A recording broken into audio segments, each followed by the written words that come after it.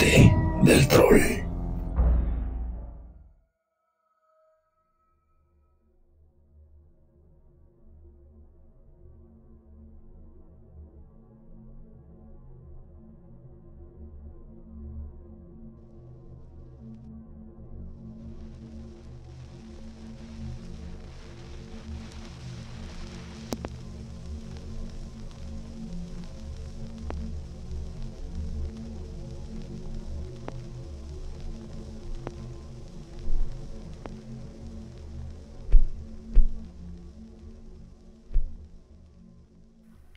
Si un hombre se considera moral, dirá quizá que odia a los hombres viles. Y estamos justo en un momento de la historia en el que evidenciar las acciones de hombres viles, acciones que por lo general se corresponden con una naturaleza igual de vil, es mucho más fácil de lo que fue antes, sobre todo para una mujer. Actos de esta naturaleza, pensamos, deberían ser castigados también con vileza. Pero ¿hasta qué punto un castigo vil se justifica por la ejecución de un acto interesado y, sobre todo, poco humano? En otras palabras, ¿cuánto debe de sufrir el pecador por su pecado? ¿Y cuándo se convierte el ejecutor, él mismo, en un hombre vil por su venganza? La historia que vamos a comenzar en el capítulo de hoy, y que debo advertirles, tiene más giros que las novelas de ficción que se han basado en este caso real. Es una historia de moral y de justicia, pero también es un retrato visceral de una venganza tan desmesurada que luego de medir la profundidad del crimen, poco a poco comenzamos a preguntarnos si los que quisieron hacer pagar al criminal no fueron igual de viles o peores que el pecador. Esta es la historia de una pequeña ciudad de unos 2 a 3 mil habitantes que se puso a sí misma de cabeza por la pérdida de la confianza y el dolor de la traición entre buenos amigos que se hicieron cosas horribles, que jamás pudieron perdonarse, y mujeres jóvenes que quedaron arrolladas en el proceso de vivir entre medio de hombres malvados. Esta que les relato hoy a partir de este episodio es la historia de los Diablos de Ludón. Bienvenidos a un nuevo capítulo de Bajo el Puente del Troll, donde, pues, como acabo de anunciar, vamos a estar hablando de este caso de los Diablos de Ludón. El caso de los Diablos de Ludón es una historia real que se ha vendido en la actualidad como una historia de posesión demoníaca. Pero esa no es la parte que realmente me interesa de toda esta situación. Obviamente no creo que haya habido ninguna situación de posesión demoníaca en todo lo que fue el caso. No obstante, hubo gente malvada, gente que sí podríamos llegar a llamar diabólica por su planeación vil en este caso. Este caso va a involucrar a muchas personas, hombres y mujeres, y comienza con la historia de un devoto jesuita, quien desde los 5 años de edad se entregó personal y religiosamente a su orden. Un hombre muy guapo, muy elocuente, un seductor llamado Urbain Grandier. Grandier pasó cerca de 10 años, primero como joven estudiante y después como un graduado, más tarde como un maestro de teología, hasta terminar su educación en 1615. Más o menos por estas fechas se convirtió en un novicio que, por cierto, a pesar de su antes devoción religiosa, después de tantos años de entrega, ya no se sentía tan convencido. No obstante, a los 27 años de edad, luego de 25 años de adiestramiento religioso y filosófico, Grandier fue confrontado con una oportunidad única. Un alto mando de la orden jesuita le ofreció la parroquia de Saint-Pierre-du-Marché en Loudun, una parroquia para él solo, a su joven edad. De alguna manera, su pie fue puesto en la escalera del éxito entre los rangos jesuitas y Grandier solo tenía que subir dicha escalera. Grandier llegaría pronto a Loudun para encontrar un sitio vivo, lleno de olores humanos, olores de humo y excremento, gente a caballo, mucha crianza de cerdos. Loudun era una comunidad pequeña y cerrada de alrededor de 2.500 personas que estaba en busca de una nueva dirección espiritual. Una ciudad dividida, con múltiples visiones teológicas, legales y sociales, con gente recatada, amargada, viva, cansada, de distintas clases, con múltiples visiones de lo que querían de su nuevo líder espiritual. Grandier es descrito en todas sus biografías como alto, atlético, con un aire de autoridad muy grave a pesar de sus cortos años, un rostro cincelado, ojos cafés pero tan oscuros que son descritos como casi negros, una nariz muy aquilina, labios rojos, muy expresivos y una barba estilo Van Dyck, es decir, un bigote corto que atendía bien su labio superior y una pequeña barba recortada en su mentón. Era un excelente conversador, un hombre muy elocuente, de labia persuasiva, con una facilidad enorme para dar halagos a personas que acababa de conocer. Y esta serie de rasgos positivos, podemos decir de alguna manera, fue lo primero que preocupó a los habitantes de Loudun.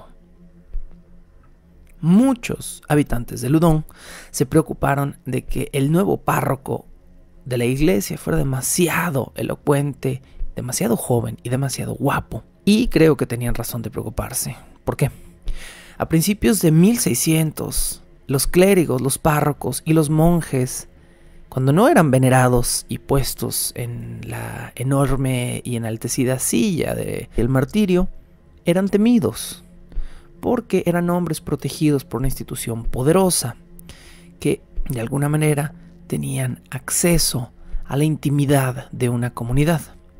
Detrás de esa fachada divina estaban hombres de moral dudosa, y los jesuitas no estaban exentos de esto. Como ejemplo basta un pequeño botón. Tenemos que hablar de otro hombre, Jean-Jacques Bouchard. Bouchard fue un jesuita contemporáneo a Grandier, al que le gustaba experimentar con fluidos femeninos. Bouchard dice haber realizado a lo largo de su vida una serie de experimentos que él determina como psicoquímico-fisiológicos, que giraban totalmente en torno a la sangre menstrual.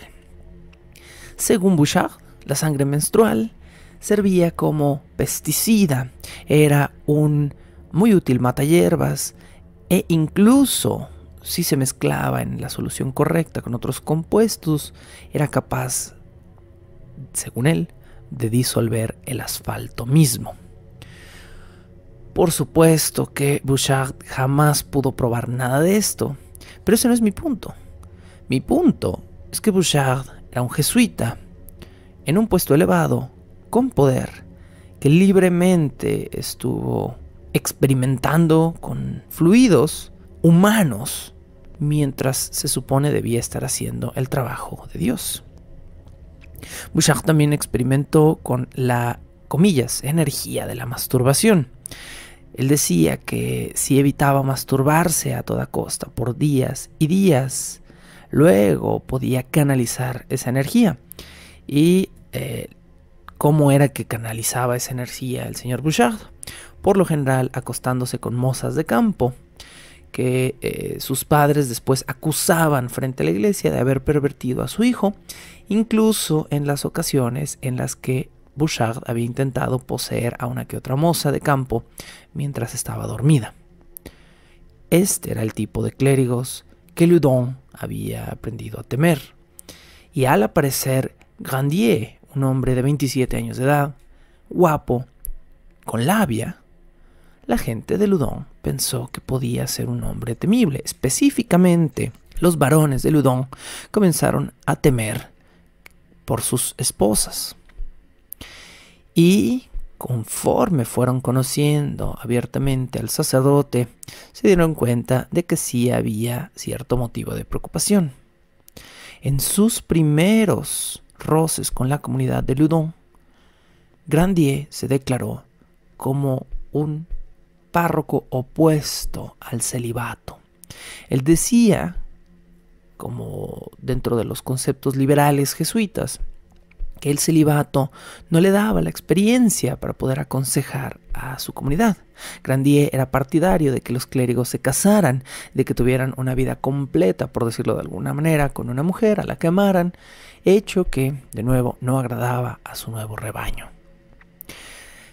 La belleza física de Grandier se mezcló inmediatamente con su labia y su popularidad con las mujeres, y Loudon lo consideró inmediatamente un dandy infame. Y además Grandier era un extranjero, y Loudon se quejaba de ello. ¿Por qué no tener a un párroco local?, decían algunos. ¿Por qué tener que traer a alguien del exterior, a alguien que no conocemos? Y más encima, a alguien que se está comiendo nuestros diezmos y los está regando por ahí con su familia. ¿Por qué? Porque Grandier llevó consigo al puesto a su madre, a 3 hermanos y a una hermana más joven. Y esto, para los habitantes de Loudon, era poco menos que una invasión extranjera. Apenas Grandier abrió las puertas de su parroquia, los feligreses se tranquilizaron un poquito.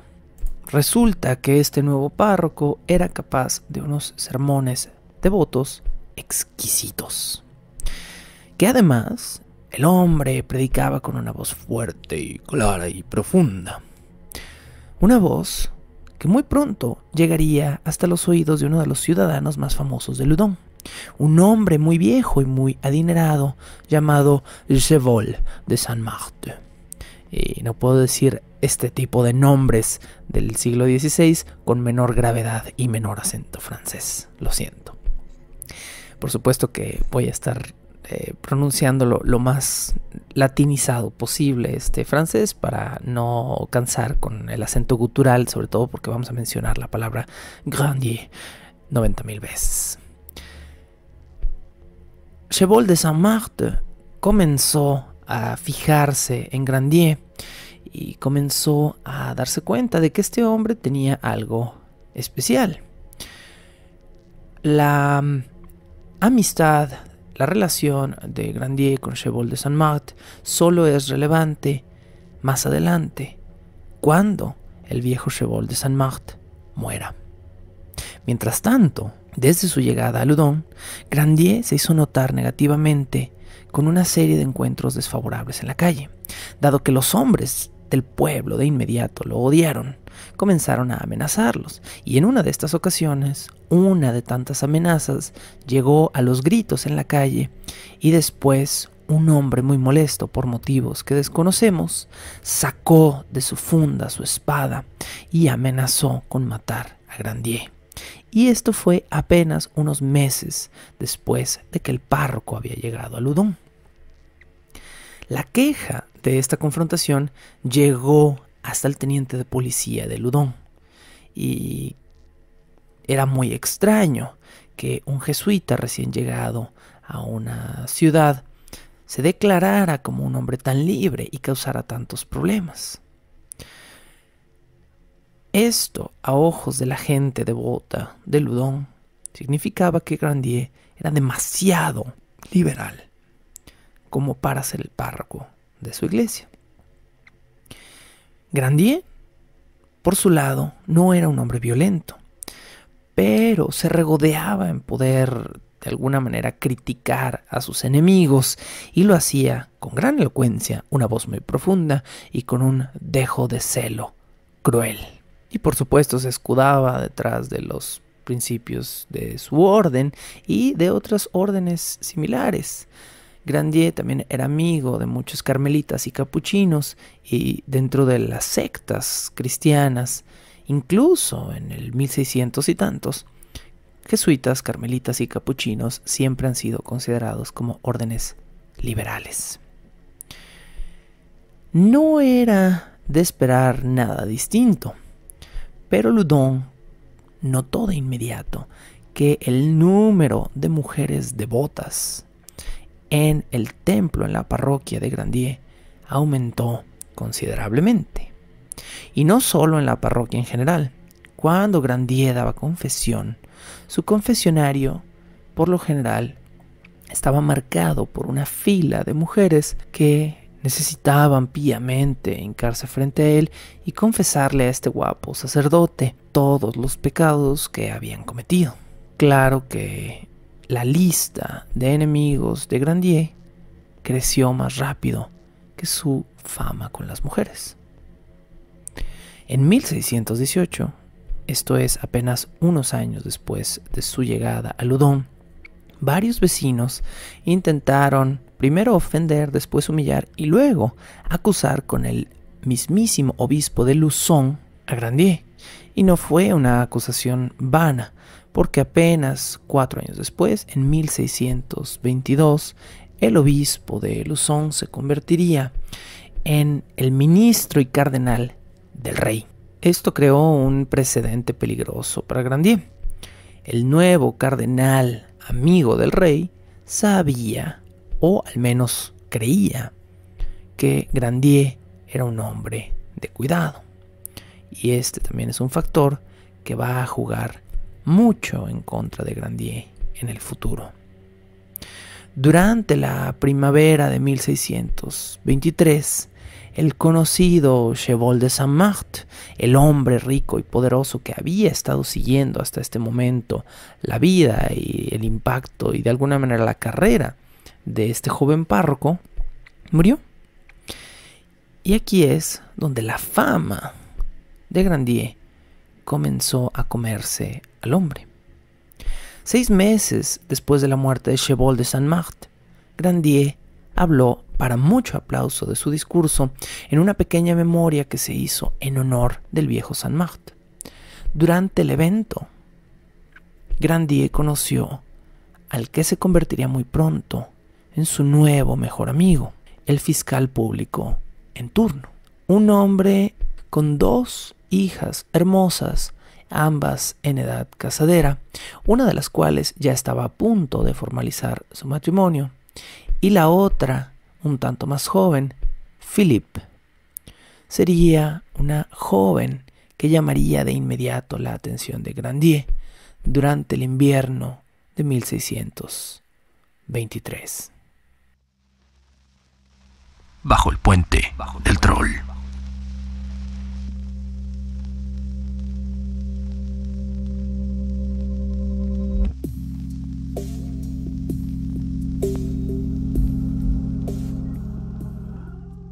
Urbain Grandier no era un hombre solitario que paseaba por la parroquia y se lamentaba de tener que ser un sacerdote, aun cuando estaba opuesto al celibato. No. De hecho, al momento en el que Grandier conoció a la joven y hermosa Philippe, no era un hombre del todo soltero.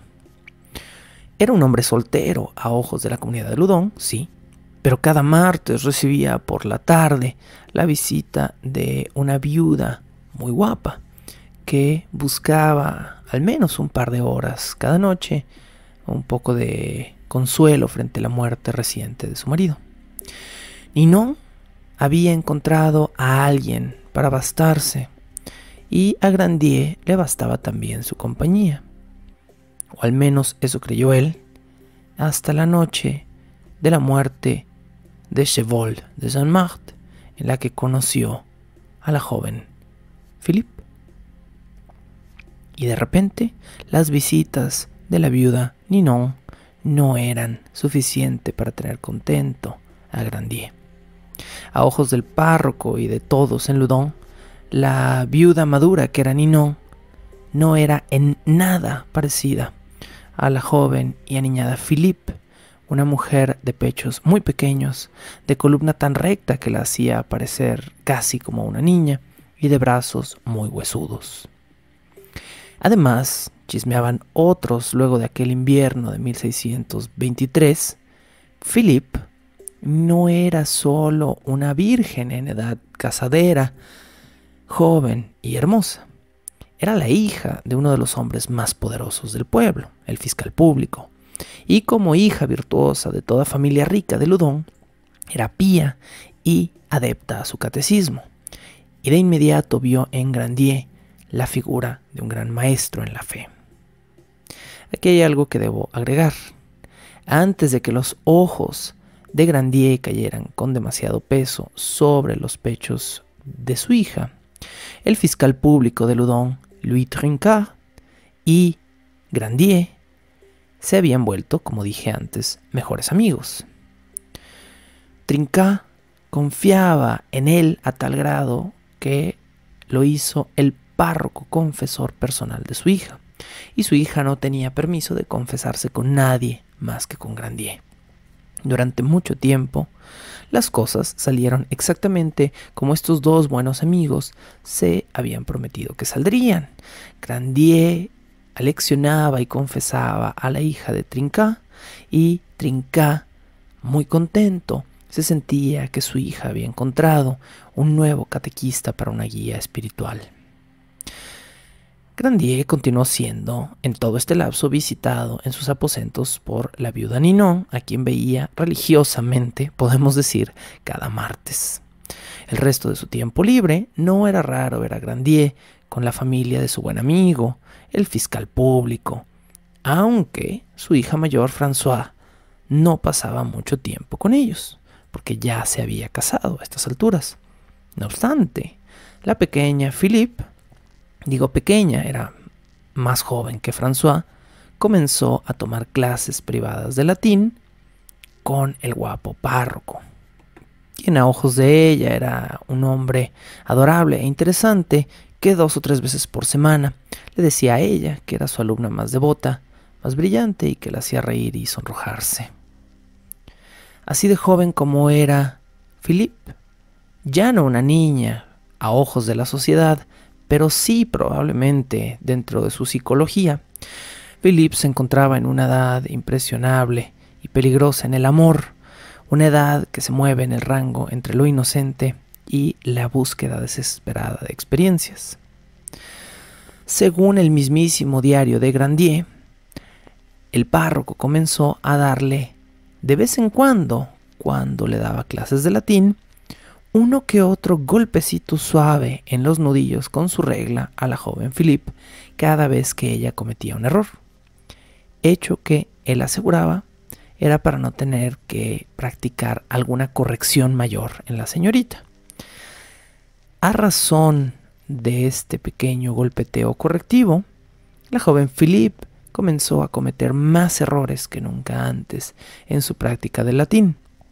Y cuando Grandier pasaba por alto alguno de sus errores, Philippe, fingiendo vergüenza, hacía notar el error que Grandier había omitido para que el párroco le administrara su pequeño castigo. Fue presuntamente luego de uno de estos intercambios que la joven Philippe fue a confesión con Grandier, como ya había hecho el hábito de hacerlo. Pero esta nueva confesión fue distinta. En esta sesión, Philippe le dijo a Grandier que había comenzado a tener sueños muy acalorados con un hombre que le había provocado una fuerte pasión. Philippe parece haberle primero contado a enorme detalle cuál había sido el sueño o la fantasía, ocultando en un principio que este hombre era el mismo Grandier. Y de repente, en un momento de inocencia fingida, ella le confesó a Grandier, justo en el momento en el que en su sueño se había besado, utilizando la lengua con él, que él era el hombre de su fantasía.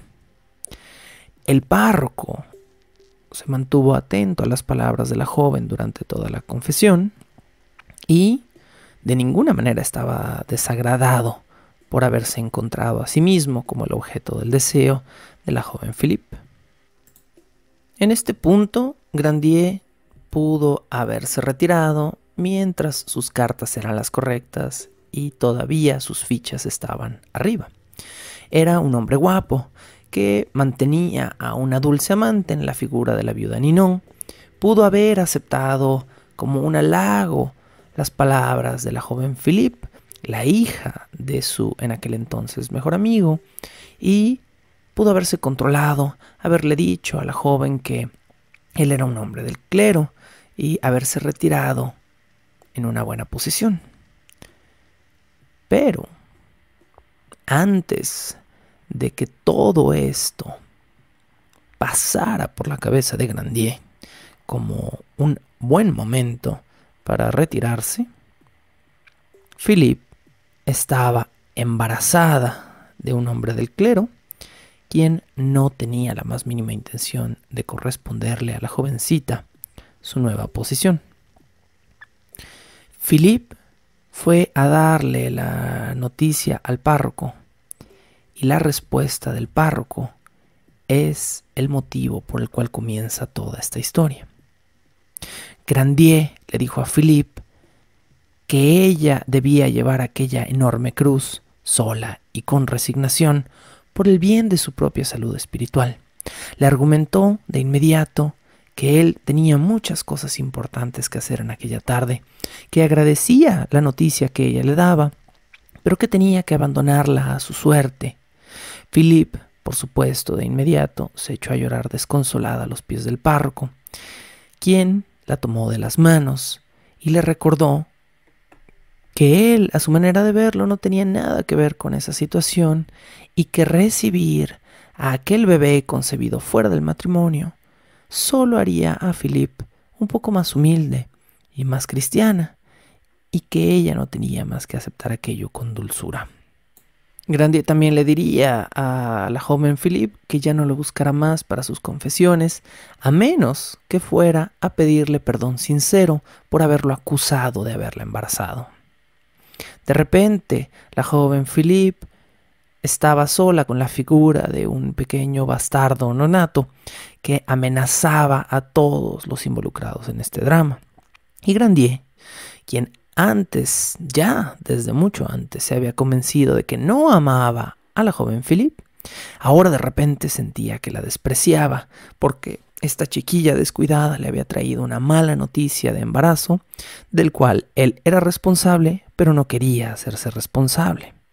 E incluso, se convenció en ese momento Grandier, estaba dispuesto a traicionar su amistad con la familia Trinquat para no mancillar su propia reputación.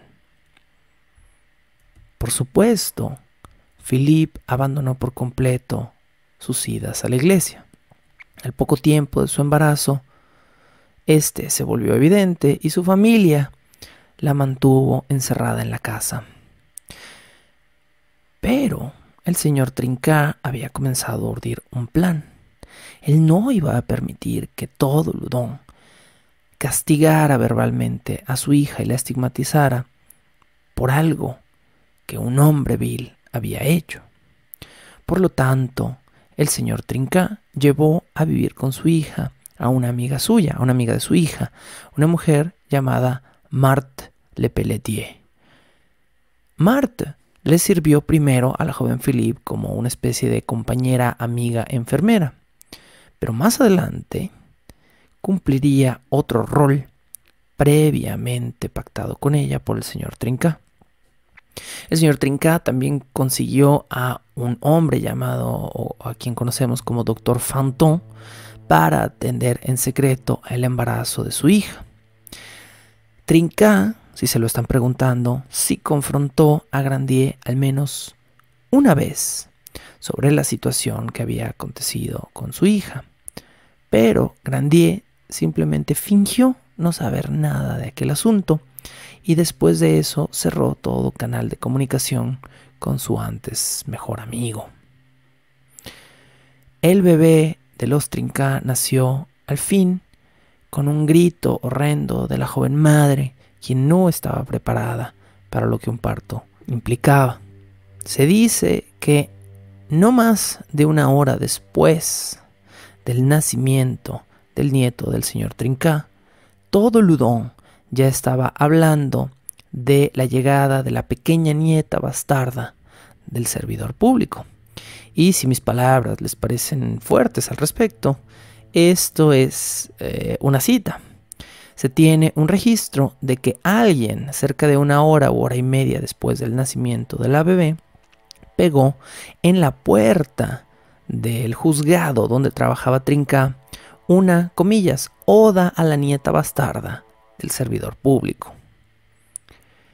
En un revés que solo puede existir en una telenovela, no fue la joven Philippe quien emergió de la casa de los Trinca con su nuevo bebé en brazos, sino Marthe Lepelletier.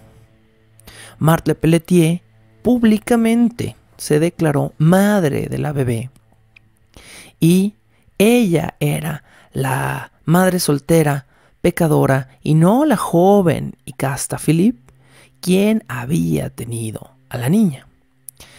Y la familia de los Trinca simplemente se había propuesto honorablemente para cuidar de la pobre Marthe, quien era amiga de Philippe y en su momento de necesidad había recibido la ayuda que necesitaba. La familia Trinca la había acogido, le había pagado sus gastos médicos y la habían ayudado a parir a aquel bebé que de ninguna manera era de Philippe. Nadie, absolutamente nadie en todo Loudun creyó una sola palabra de esto. Marthe era una chica de clase media que nadie había visto embarazada, que todo mundo tenía claro que era amiga de la familia Trinca y que a ojos de todos claramente había accedido a aquel trato por dinero. Pero este trato no había acabado. Venía otro revés de telenovela. Cuando la bebé cumplió una semana de edad, Marthe le cedió su bebé a otra mujer, a una campesina que presuntamente iba a cuidar de la niña de ahora en adelante. Y llevó a cabo este acto de abandono ilegal en medio de una plaza pública a ojos de un policía que inmediatamente cuando vio la transacción corrió al arresto de Marthe y a ojos de todos los presentes en la plaza pública para que aquello quedara registrado, dijo que esa madre había intentado deshacerse de su bebé frente a con una desconocida y fue llevada Marthe por este policía frente al fiscal de Loudun, por supuesto, Monsieur Trinca, quien atendió legalmente este caso. Inmediato perdonó a la mujer y adoptó al bebé legalmente para poder ayudar a la amiga de su hija. ¿Cómo? No te preocupes, nosotros que ya establecimos públicamente que esta es tu niña, ahora la vamos a adoptar. Y entonces esta niña se puede quedar en la familia Trinca, pero nosotros quedamos bien porque somos las buenas personas que adoptaron a esta niña de una pobre campesina de clase baja. Y como era nuestra amiga o amiga de nuestra hija, nosotros nos vamos a encargar a esta niña que no es una bastarda que tuvo Philippe. Este fue el plan de Monsieur Trinca. Bajo el puente del troll.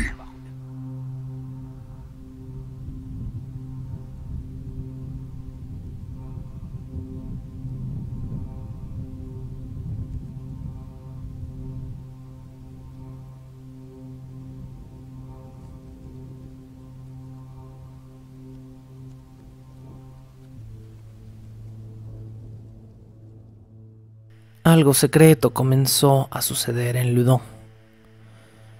Una pequeña y poco llamativa tienda de boticario conocida como la farmacia de Adam, justo en medio de la rue de Marchands, se convirtió en la trastienda de un nuevo complot. ¿Qué estaba pasando?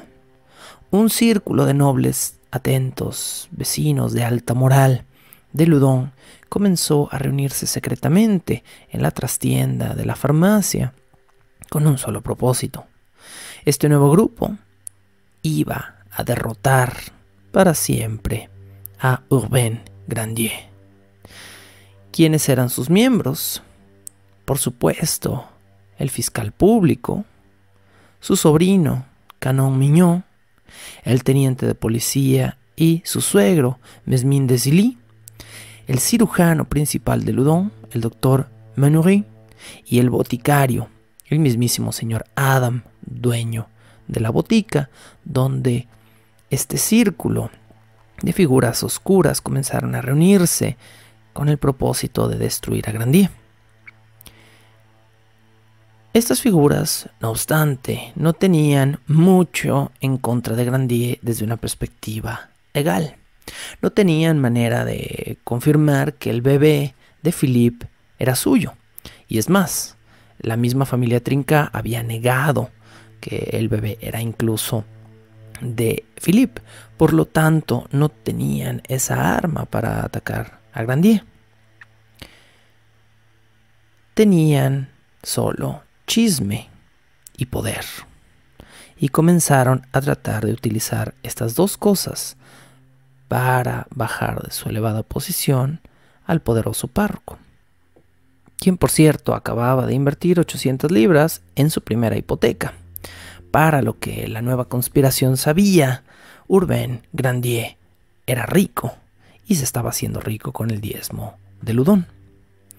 Al día siguiente de que se formó la conspiración de la farmacia del señor Adam, Grandier tenía que cenar en el castillo de Loudun y iba a cenar con el mismísimo gobernador, Monsieur d'Armagnac, quien no era solo el gobernador de Loudun, era uno de los hombres favoritos del rey.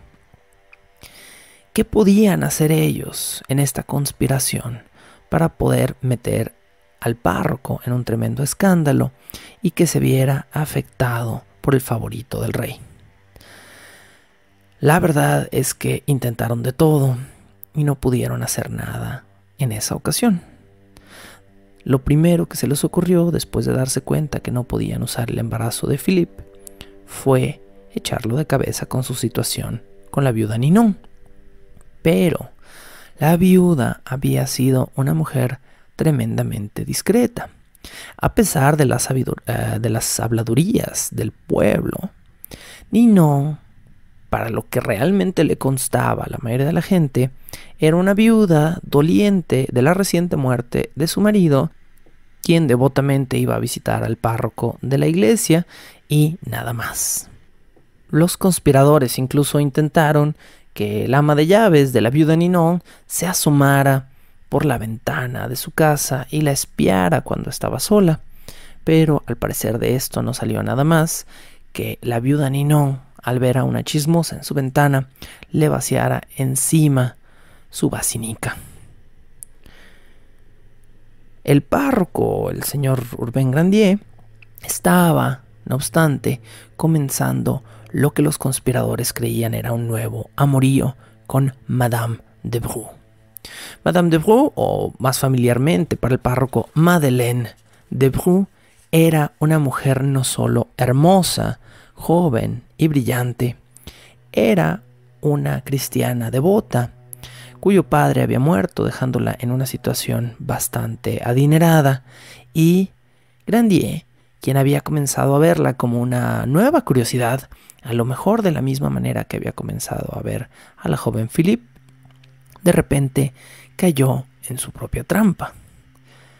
Urbain Grandier estaba profundamente enamorado de Madame de Brou.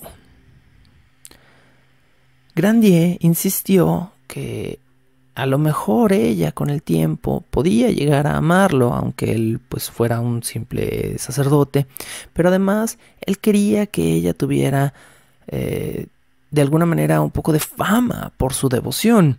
Él quería que ella se quedara en Loudun, pero que fuera reconocida como una mujer pía y devota por los ursulinos y los carmelitas. y al mismo tiempo quería casarse con ella y acostarse con ella. Una manía muy extraña de parte de Grandier. A palabras del mismo Grandier, Madame de Bru se veía como un ángel y se comportaba como la mejor de las personas de aquella ciudad. Una vez enamorado perdidamente de Madeleine de Bru, el sacerdote le juró su amor, pero ella obviamente le dijo que le sería muy difícil amar a un sacerdote y más encima a un hombre que no pudiera casarse con ella. Urbain Grandier le dijo que su voto de celibato podía romperse y que podía casarse con ella y que le sería fiel. De repente, entre las palabras, los gestos y la belleza de Grandier, Madeleine estuvo también enamorada muy pronto del joven párroco. Grandier le dijo que su voto era secundario al amor que sentía por ella y que la convertiría muy pronto en su esposa, cosa que de alguna manera no podía ella concebir por la posición eclesiástica de Grandier, pero Grandier le dijo que conseguiría la manera, la forma de casarse con ella, aunque no fuera legal. Y esto realmente llegó a suceder. Sucedió a la medianoche en la iglesia vacía de Grandier, con un amigo de él, frente al cual la pareja se hizo la promesa de matrimonio y se juraron que se amarían por siempre. A ambos, a pesar de no ser esta una ceremonia legal, decidieron que tendría una validez, digamos, legal. En 1600 y cacho no era extraño que los sacerdotes mantuvieran concubinas. El hecho de que el clero y el sexo se mezclen es un hecho consabido por la iglesia desde hace cientos de años. Pero que un sacerdote se casara, que otro sacerdote lo casara con una mujer de manera, digamos, válida frente a los ojos de Dios, esto no era aceptado. Así que ahora los conspiradores tenían un nuevo chisme que hacer llegar a oídos del rey. ¿Por qué? Porque el tonto Grandier no había podido quedarse soltero, había caído frente a su obsesión de enamorarse, o al menos de estar con mujeres, y ahora tenía una cola de demonio que le pisaran. Y el primero de los conspiradores que se atrevió a atacar públicamente a la pareja, aun cuando no estaba seguro de por qué los estaba atacando, fue Monsieur Adam, el dueño de la farmacia donde los conspiradores habían estado conspirando en contra de la pareja, bueno, o al menos de Grandier.